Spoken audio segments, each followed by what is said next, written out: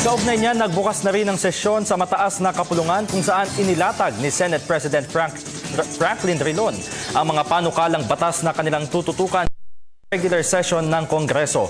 May report si Jade Miguel na nasa Senado live.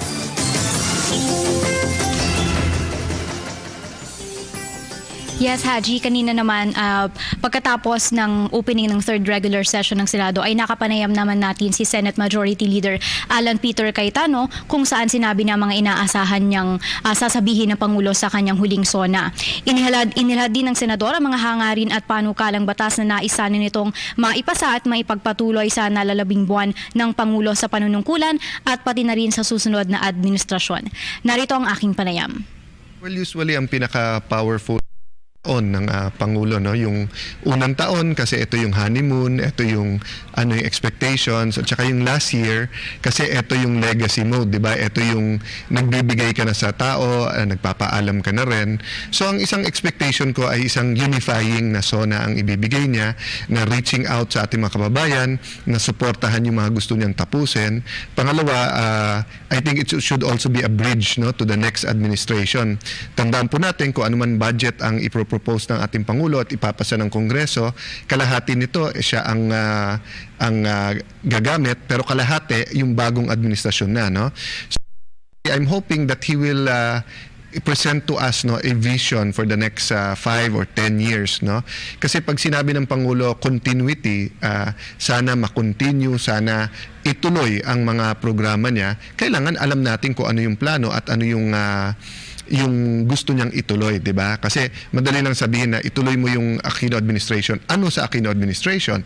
Hindi naman perpekto ang kahit sinong administration, no? So I think he will give us a picture of what he wants the Philippines to be years from now. Sir, speaking of the achievements of Aquino administration, ano po sa tingin niyo yung landmark legislation sa Senate ang naipasa under term? Actually, napakarami, no? Hindi lang high profile ang Senado, pero halimbawa po yung sa competition, no, yung antitrust law, no? Halos lahat ng modern na bansa ay meron nito, pero tayo ay ngayon lang magkakaroon nito, no? Yung Scholar ng Bayan Act, kung saan ang lahat ng top 10, lahat ng top 10 sa buong Pilipinas, sa lahat ng public school ay libre na sa mga state universities at walang exam. Bagamat top 10 pa lang ngayon, umpisa na to, no, ng demand ng ating mga kabataan for free quality college education, no? Sa larangan ng health, sa taxation, no? Mas konti siguro in terms of number, but in terms of impact, in the next 2-3 years mararamdaman ito. Of course, yung sa last Congress, di ba, yung sin taxes, yung pagdagdag ng pondo sa PhilHealth at saka sa pangkalusugan, nagsisimulan na maramdaman yan. But I think in 2016, 2017, dyan mo talaga fully mararamdaman. Sir, maliban po sa mga batas, ano pa po yung mga inaasahan natin sa Senate, lalong-lalo na po sa mga hearings sa Senate for sa mga susunod na buwan? Well, nasa wrap-up mode na, di ba? So what I think is that we will identify more or less than 10 na pinaka-importante sa ating bansa bago magkampanya. And then we will try to keep the Senate united kahit na maraming kakandidato para mapasa mga to, no? Yung problema ng kapayapaan sa Mindanao, yung kalahati ang tingin BBL ang solusyon, yung kalahati tingin ay hindi ito solusyon. So we will have to find a national consensus, no? Hindi lang consensus dito sa Senado, kung hindi consensus ng taga Mindanao, consensus ng buong sambayanan para makalutas ang problema ng rebellion, no, all over the country. Sir, sa pamumuno niyo po bilang senator, sa tingin niyo po, paano niyo po maiko-continue ang mga programa ng ating Pangulong Aquino? Well, unang-una yung good governance, di ba? Bawat may ganun responsibilidad eh. Hindi naman pwedeng Pangulo lang ang lalaban sa corrupt, no? So marami din nagsasabi sa akin, bakit pirmi kayong may nakakaaway? Eh habang may natitirang corrupt, natural po na meron ka makakabangga, no? So maging konsehal, barangay captain, mayor, governor, no?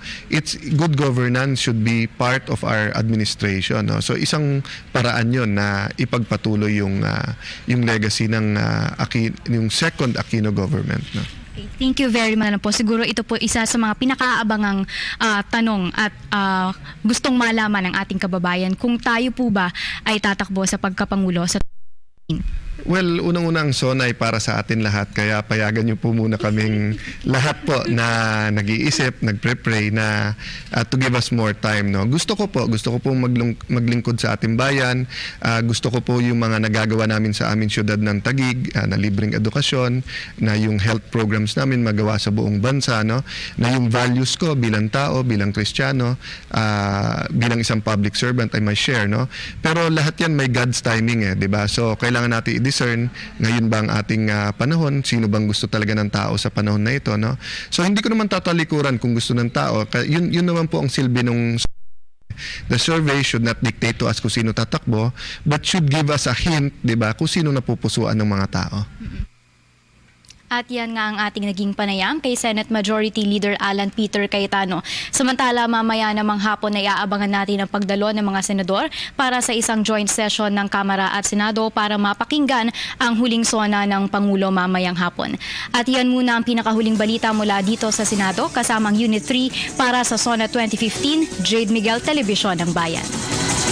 Maraming salamat sa iyo, Jade Miguel.